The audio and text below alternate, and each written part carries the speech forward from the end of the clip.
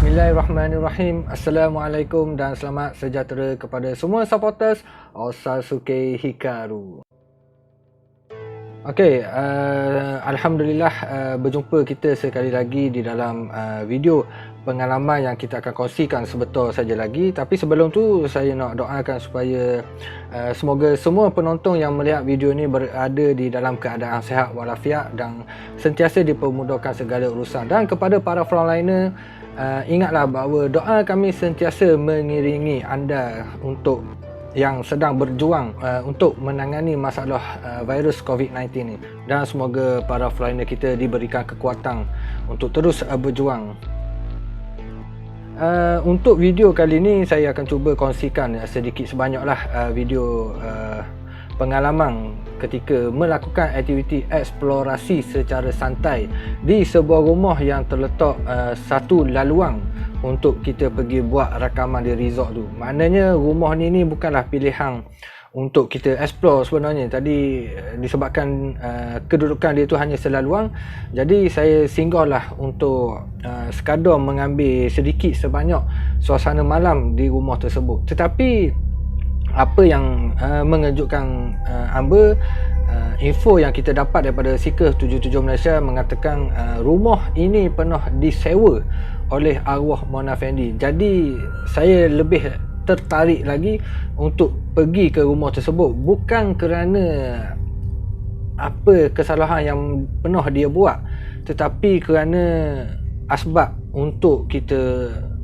menziarahi dan sedekahkan Al-Fatihah kepada arwah. Setakat ni Alhamdulillah 3-4 buah rumah dah kita pergi yang berkaitan dengan arwah ni, semuanya kita sedekahkan Al-Fatihah. Maknanya kita pergi bukan sekadar kosong, maknanya biarlah memberi manfaat kepada arwah yang sudah meninggal dunia. Dan walaupun ada kejadian-kejadian seperti pembunuhan dan bunuh diri di dalam rumah ini, ingin saya katakan kepada semua supporter, ini tak ada kaitan dengan arwah.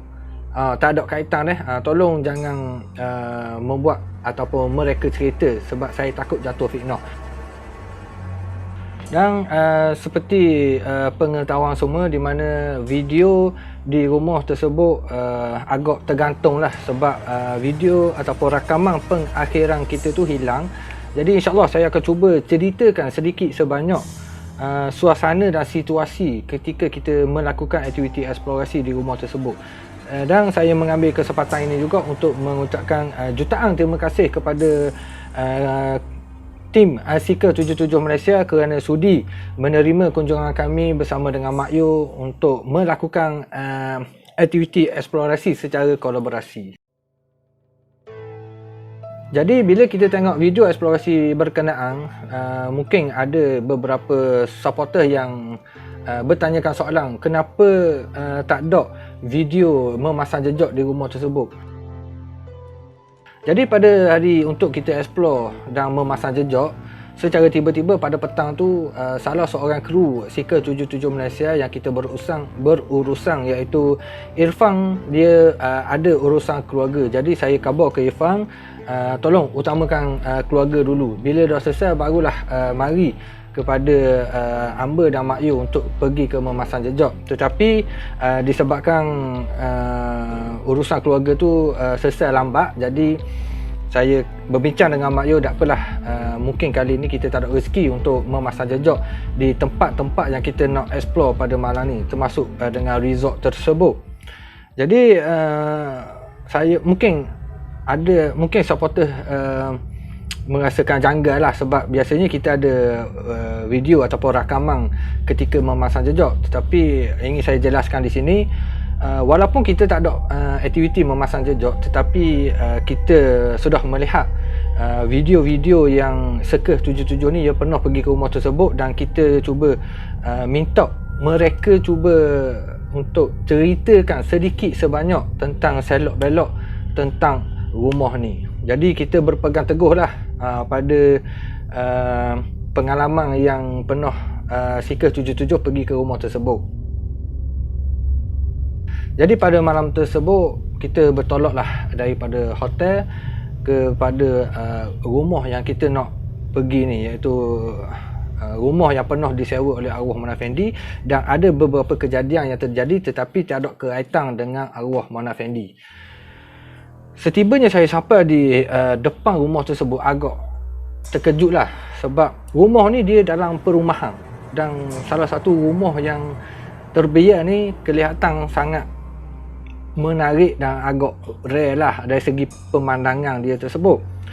Jadi masa kita tengah buat setup barang apa semua, dan kita cuba membuat persiapan dari segi fizikal dan mental, sebab ini adalah pengalaman kali yang kedua rasanya saya dah buat aktiviti memasang jejak. Dan selepas kita membuat persiapan terakhir, saya dengan Mak Yu dah ambil masa yang sangat lama lah untuk terus masuk ke dalam rumah tersebut. Tetapi sebelum itu, Seekers 77 Malaysia dia ada ceritakan tentang kes yang berlaku di dalam rumah ni yang tak ada kaitan dengan arwah Mona Fendi. Kena ingat molek ni, banyak kali yang bertekang. Memang tak ada kaitan langsung. Di dalam rumah ni terjadinya satu kes pembunuhan.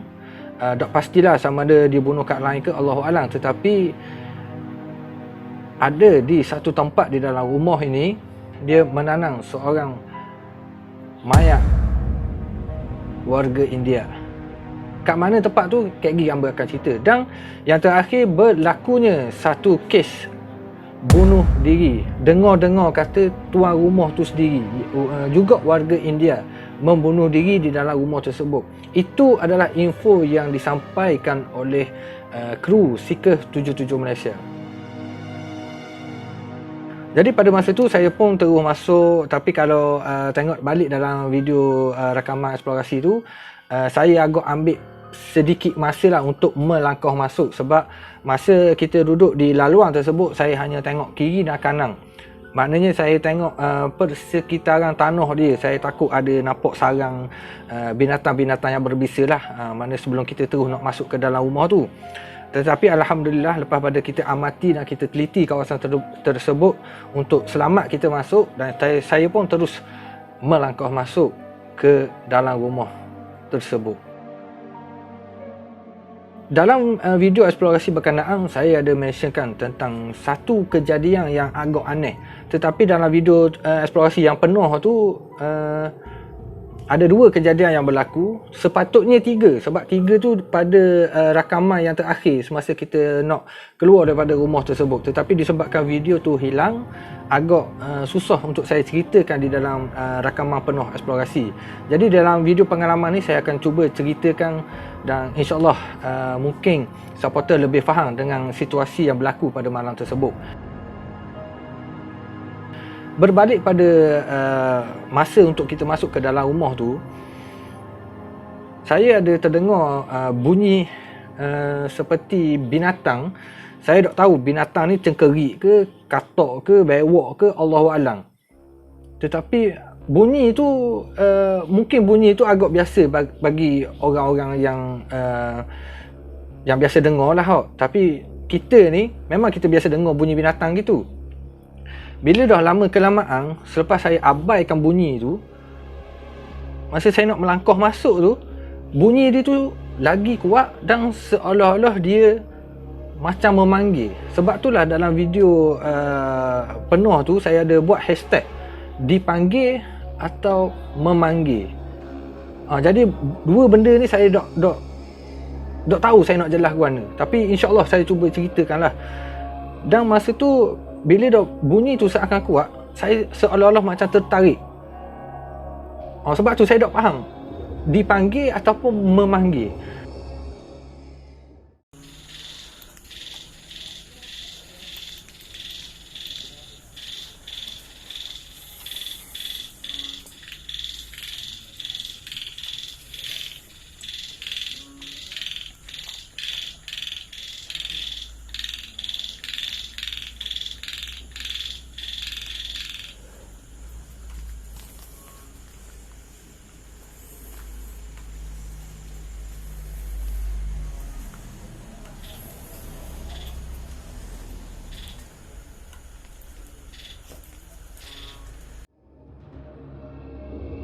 Jadi disebabkan Amber rasa sangat pelik dengan bunyi tu, saya pun terus pergi ke arah kiri dulu.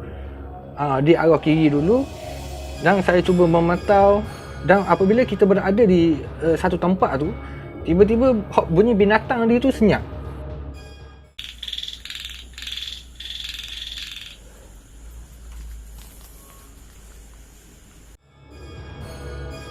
Mungkin sebab dia tengok ada kehadiran manusia ke, kerana Allahualam lah.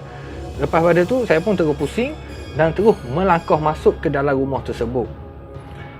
Di dalam pertengahan kita nak terus masuk ke bahagian ruang tamu rasanya, saya ada cuba sedikit memantau keadaan luar rumah ni sebelum kita terus masuk. Sebab kita kan nak buat perbezaan kan, jadi kita kena perhatikan keseluruhan tempat lah. Dan apabila kita tengok dari bahagian atas tu, saya ada tengok satu macam pintu bilik yang dipenuhi tutup dengan dengan pokok-pokok, dengan akar-akar. Jadi saya pun macam terfikir mungkin dalam bilik tu agak lagi menarik pemandangan dia tu, sebab dari luar tu kita tengok banyak dah pokok-pokok dengan akar-akar yang menutupi pintu tersebut. Jadi saya pun buat macam ke hotspot lah, mana kita makin spot sini. Lepas tu saya pun terus masuk, dan sebelum kita nak masuk tu, seperti yang kita tahu, arwah pernah menyewa di rumah ni, dan saya mengambil kesempatan tu untuk sedekahkan Al-Fatihah kepada arwah, supaya dia pun boleh manfaat, kita pun yang hidup ni pun boleh manfaat dia juga. Bukan kita saja, malah penonton juga boleh manfaat daripada apa yang kita sedekahkan tersebut. Jadi bila saya terus masuk ke dalam rumah dan saya cuba merhatikan keadaan di sekeliling, dan kita terus pergi ke ruangan dapur. Ruangan dapur ni kita boleh tengok macam kabinet-kabinet lama. Mungkin usia rumah ni sangat lama lah kot. Sebab kita boleh nampak macam ada store, lepas tu ada rak macam diperbuat daripada kayu-kayu tau. Perasan tak, sebelum kita nak sampai ke bilik di belakang tu, bunyi binatang tu berbunyi sekali lagi.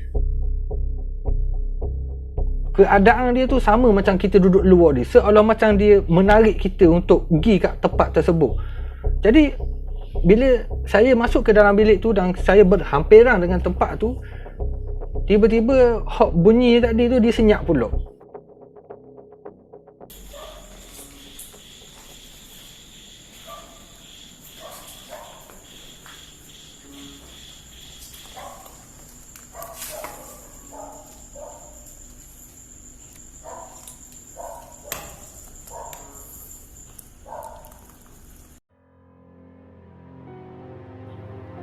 Masa tu kita buat rakaman tu agak pelik dah.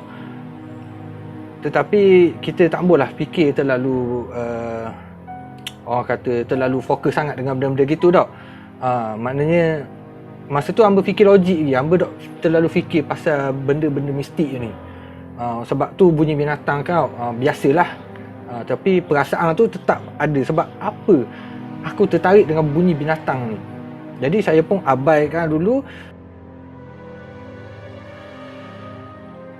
Okey, dalam video rakaman tersebut, perasan ataupun tak, saya mengambil sedikit masa untuk naik ke bahagian tangga tersebut.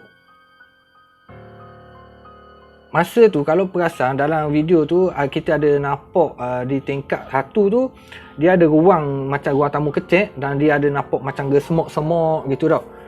Masa tu mata saya ke arah semok di bahagian atas tu, hamba rasa macam agak berat untuk hamba naik. Dia main gini, dia bukan dalam pemikiran hamba tak, cuma dia main terlintas. Macam ada orang, macam ada sesuatu je kat kawasan atas ni tak. Jadi sebab itulah saya ambil masa dulu untuk naik ke atas, supaya faktor keselamatan kita tu terjagalah. Dan selepas kita membuat persiapan dari segi kekuatan mental dan fizikal, saya pun terus melangkah naik ke atas tangga ni dengan keadaan berhati-hatilah, sebab keadaan tangga dia tu kiri kanan tu saya tak tahu dia kukuh ke tak, tapi saya hanya jerit tengah tu saja, sebab tengah tu kita ada nampak tapak dia tu diperbuat daripada seming. Pada tingkat atas tu dia seakan ada laluan untuk pergi ke bilik sebelah kanan dan sebelah kiri.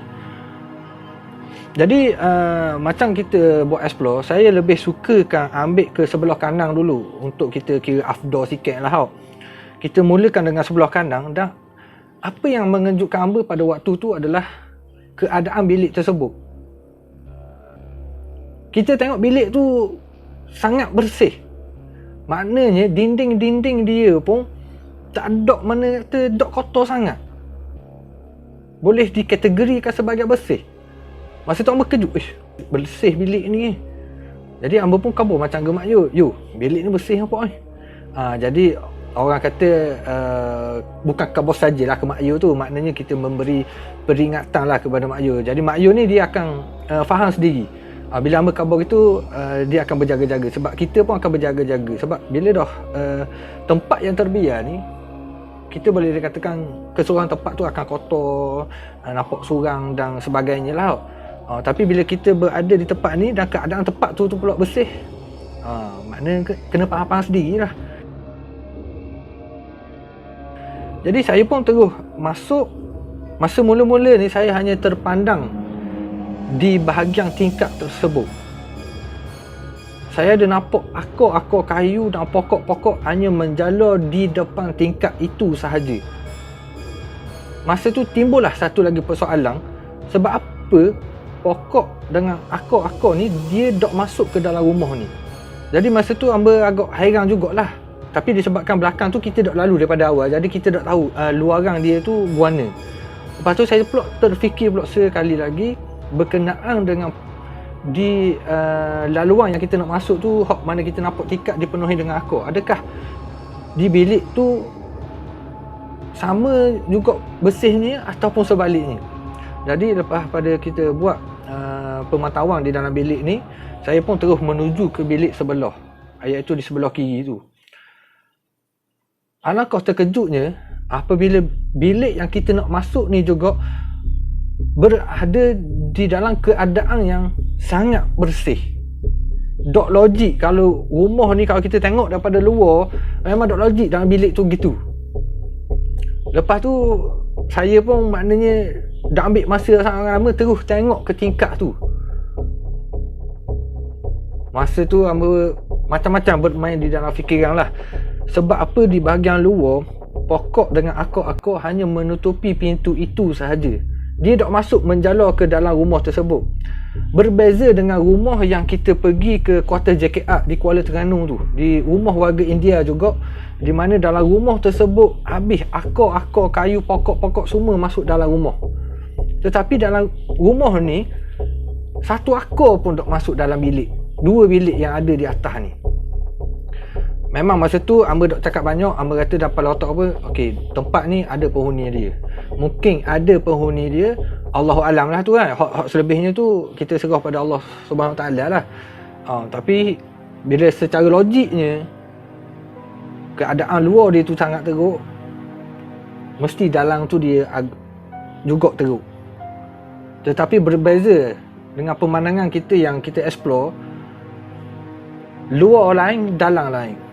Luar kotor bersemak dengan macam-macam pokok ada, tapi di tingkap ni, di tingkap satu ni dan dua bilik ni berada di dalam keadaan yang sangat bersih. Selepas tu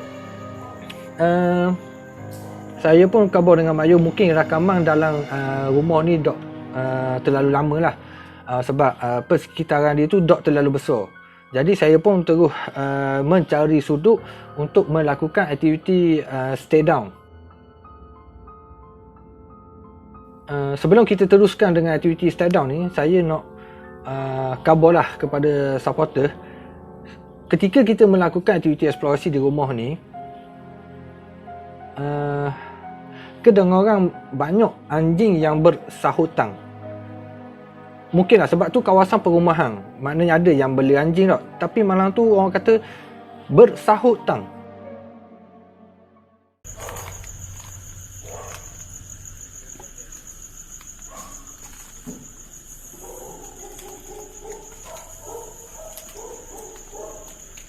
Mana yang banyak anjingnya dok orang ni.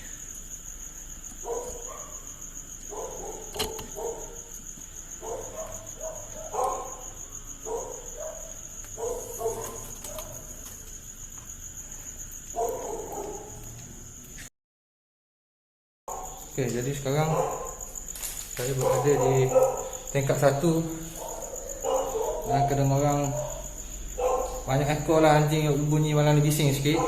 Tapi tak apalah, memang mungkin ada tugas dia kot.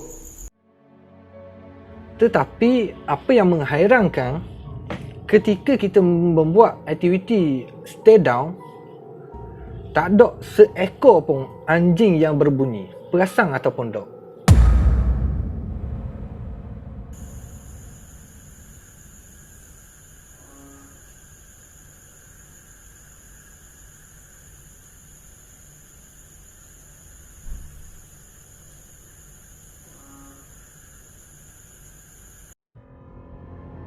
Jadi pada masa tu hamba khabar ke mak ayah lah, tadi bunyi anjing bising lah, ni senyap pula, warna ni yo. Jadi masa tu kita dok macam malah nak mikir sangat lah, Jadi dok dinafikan masa kita buat stand down tu memang kita ada kurang rasa selesa. Tetapi alhamdulillah lah, maknanya dia pun macam dok lah memberi gangguan apa semua tu, tak ada, memang tak ada, alhamdulillah. Penampakan ke kelibat ke tak ada. Tetapi suasana di rumah ni, walaupun kawasan itu dok terlalu besar, tetapi suasana dia agak menarik dan sangat-sangat menarik. Suasana dia tu agak tenang, tapi disebabkan bunyi anjing tu, dia agak sedikit mengganggu suasana pada malam tersebut. Cuma perasan ataupun dok masa kita stay down tu, saya banyak kali menoleh ataupun melihat ke arah kiri dan ke bahagian belakang. Bukan hamba tengok ke lorong tersebut, tetapi hamba sedang memerhatikan tempat yang ada semut dekat tingkat 1 tu. Sebab masa tu bermain macam-macam dalam fikiran. Ke ada binatang berbisa situ, ke ada benda lain. Kalau benda lain tu tak apalah. Kita takut binatang berbisa, hok berbelik-belik, hok bisa-bisa ni lah kita bahaya kan. Jadi banyak kali saya memandang ke arah tersebut. Tetapi alhamdulillah pada malam tu kita berjaya membuat rakaman stay down. Dan selepas pada kita buat stay down, saya ada buat video mengatakan okey, kita dah selesai video stay down dan kita akan turun ke bahagian ke bawah. Dan malangnya itu adalah rakaman yang terakhir kita berada di rumah tersebut. Kalau kita tengok dalam gambar ni, masa kita turun tu, saya kamera ataupun telefon saya masih lagi diaktifkan untuk merakamkan perjalanan keluar daripada rumah ni. Tetapi selepas pada rakaman yang terakhir tu, selepas stay down tu, masa kita nak turun ke bahagian ke bawah, boleh tanya dengan Mak Yu, masa langkah kaki kanan saya nak menyentuh tangga tu, secara tiba-tiba saya macam nak pitang. Dia macam hanyut. Budaklah pitang nak pasang, dia macam hanyut. Kepala hamba ni hanyut macam maknanya kalau hamba tersilap langkah, mungkin hamba akan jatuh ke bahagian bawah. Tapi alhamdulillah masa tu saya tak tahulah tu dari segi nak kata gangguan pun kita tak ada bukti, nak kata kita dok sihat pun tak ada, dok kita sihat walafiat tau. Tapi tak apalah, masa tu hamba pun fikir kepada dua option lah, sama ada gangguan ataupun kesihatan tubuh hamba. Maknanya dua-dua ni hamba memainkan peranan yang penting lah untuk kita jaga-jaga faktor keselamatan. Jadi masa tu saya turun dengan langkah yang sangat berhati-hati dan saya khabar ke Mak Yu, tolong tengok bahagian turun ni sebaik yang mungkin. Sebab kita tak mahu ada berlakunya kecederaan ketika kita buat aktiviti eksplorasi ni. Jadi selepas pada kita turun ke bahagian ruang tamu dan saya dengan Mak Yu terus keluar daripada rumah tersebut, dan apabila kita berada di laluan yang kita masuk tadi tu, sekali lagi binatang yang berbunyi masa kita nak masuk dalam rumah tersebut berbunyi pula. Maknanya 3 kali bunyi binatang ni di tempat yang sama. Tapi setiap kali dia bunyi tu, dia seolah-olah macam menarik hamba untuk pergi ke tempat tu. Jadi masa saya dengar tu, kalau aku dok pergi berasa macam rugi. Dia rasa gitu. Jadi saya pun pergi ke tempat tu sekali lagi dan membuat rakaman di dalam macam ada kolang gitu sikit, macam ada kolang lebih kurang gitulah tau. Kolang kecil, bukan kolang besar gitu. Saya pun buat rakaman di dalam kawasan tersebut. Tapi masa kita pergi tu, dia dok bunyi. Masa kita dok sampai lagi, bunyi dia tu bukan main kuat. Jadi selepas kita buat rakaman tu, saya pun terus keluar terus daripada kawasan rumah ni dan bermainnya persoalan di kepala hamba masa tu. 3 kali aku berada di berhampiran dengan tempat tu, bunyi binatang tu. Dan bunyi dia tu seakan-akan memanggil. Jadi masa saya keluar duduk kat kereta, macam orang kata macam bengong sikit tau, duk mikir apa benda yang berlaku sebenarnya ni tau. Tetapi selepas saya khabar kepada kru Seeker 77 Malaysia pada malam tu dengan kejadian tersebut, alangkah terkejutnya bila mereka mengatakan tempat yang hamba pergi dan tempatnya berbunyi seperti binatang tu, rupa-rupanya di situ tertanam mayat seorang wanita yang berwarga India.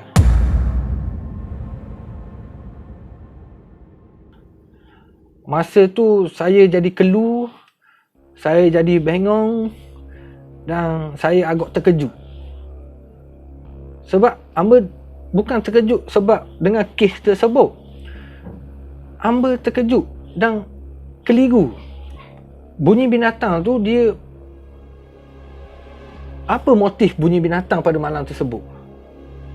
3 kali, bukan sekali, 3 kali. Dan bunyi tu dia macam berkabar tak dia. Setiap kali dia bunyi, dia macam memanggil hamba untuk pergi ke tempat tersebut. Hamba tak tahu kejadian ni apa motif dia, tapi saya pun tak tahu nak beri penjelasan ni kerana sangat di luar pemikiran hamba untuk hamba nak memberi penjelasan tentang kejadian tersebut. Tetapi kita serah sajalah pada Allah yang Maha Esa kerana Allah Maha mengetahui segala-galanya. Dan sekali lagi untuk saya khabar kepada semua, kejadian pembunuhan dan kes bunuh diri di dalam terjadinya di dalam rumah ni tak ada kaitan dengan arwah Mona dan Fendi. Kena ingat molek tu dah. Jadi selepas pada kita keluar daripada rumah yang penuh disewa oleh arwah ni, kita pun terus pergi ke satu tempat lagi. Tetapi malangnya rakaman di resort ini hilang. Jadi itu sajalah perkongsian kita pada malam ini berkaitan dengan eksplorasi santai di Kuantan.